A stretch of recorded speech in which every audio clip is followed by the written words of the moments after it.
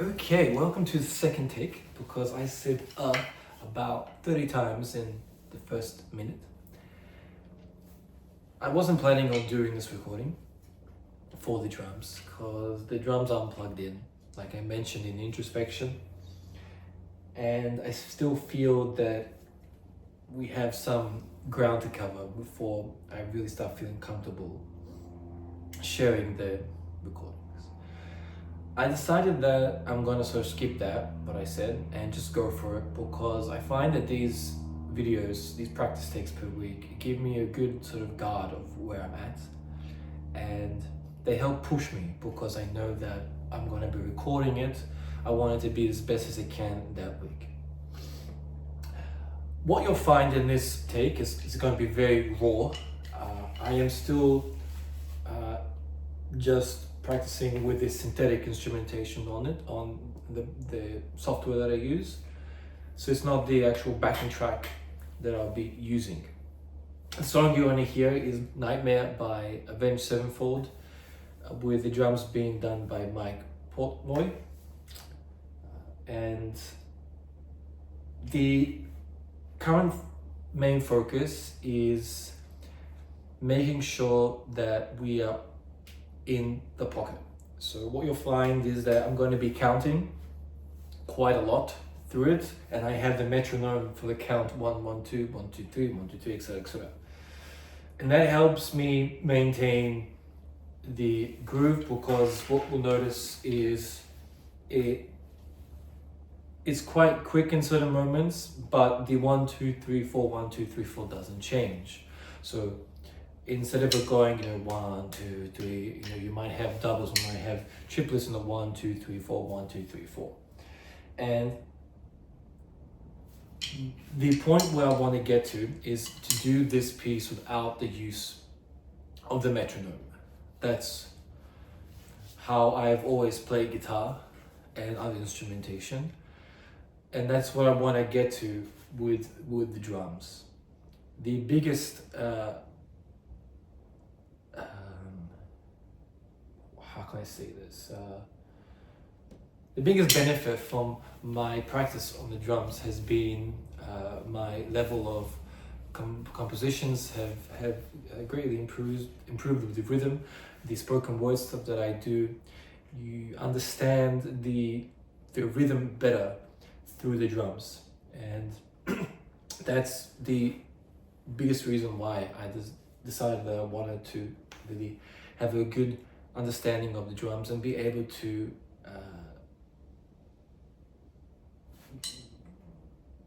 accomplish what I want in the musical vision that I want. So this piece is the culmination of the years of practice I put into the drums, and it's a culmination of the journey for Project Viminacium. We still have a long way to go, but what I hope you hear from this, even though it might be still the synthetic drums and you won't actually hear any of the audio because I haven't actually plugged it in. I tend to practice like this. It might sound a bit strange, but I sort of, in my mind, sort of make it seem like that's the toms, and I know which ones I want to go for and stuff like that. It just helps me practice very quick. I might not have time to constantly be plugging it in, setting everything up and getting the speakers out and headphones and all that. And plus the headphones are a bit annoying. So I tend to just practice like this when I am practicing, because my main focus, like I mentioned, is really getting the pocket, making sure that things are locked in before we start doing anything fancy or start, not following the metronome and stuff like that. So yeah, so as you can see, this is why I wasn't planning on sharing it just yet. But I feel that it's important, and yeah, I want to share a bit of sort of the bare bones of some of the things I'm working on that are a bit less polished.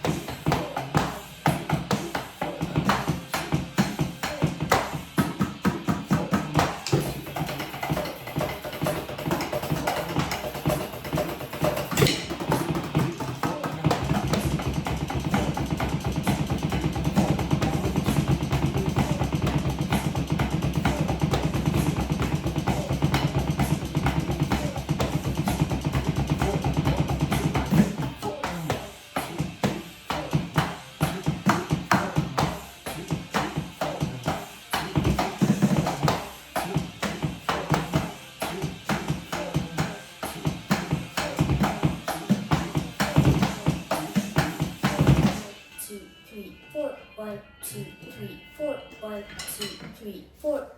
Sometimes when I finish this, I'm like 1, 2, 3, 4, 1, 2, 3, 4. Whew. Okay, so there you go. Yeah, obviously it's a smaller setup than the original song. There are some higher tuned toms here, and then obviously some very low ones. But what I'm going to do is through the modules, I'm going to set up different adjustments for the rim and the toms, so then I'll have the opportunity to have slightly different cymbals when needed. But for now, I'm just using the sort of the ride and the main cymbals here to hone in the rhythm, the groove. That's the most important for me. Everything else is just icing on the cake. The most important thing is, from my perspective, is really getting groove bang on. Particularly the doubles. Particularly, you can see in that breakdown when solo comes in. There's a lot of double kick groove, and there's some changes. Thankfully, there ain't too many time signature changes. There's one main change that happens for the solo section, and it goes back into the main sort of signature. Yeah, I have no idea how this is going to sound on recording, but there you go. Thanks for joining me. And I'm going to continue to push for next week. Boy, it's easy recording. Everything's on display when you're recording. All right. Cheers. All right. I'll catch you for the next one. All right. See ya.